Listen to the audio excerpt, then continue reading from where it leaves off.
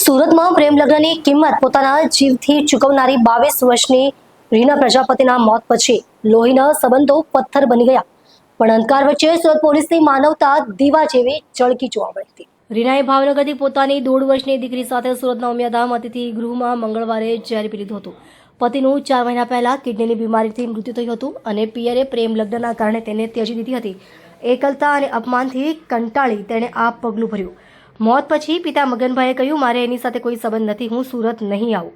સાસરી પક્ષે પણ ના પાડી. રીનાની લાશ સ્મીમેર હોસ્પિટલના કોલ્ડ રૂમમાં બિનવારસી તરીકે 3 દિવસ સુધી પડી રહી.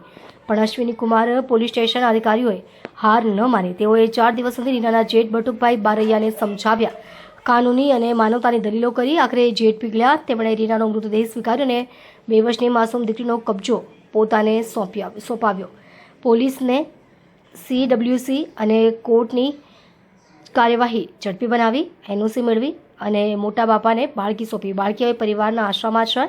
સુરત પોલીસના આ ભગીરથ કામગીરીએ માનવતાનું એક અનોખો દાખલો બેસાડ્યો છે અને રીનાને આખરે સ્વજનોનો ખભો મળ્યો અને સન્માનજનક વિદાય મળી.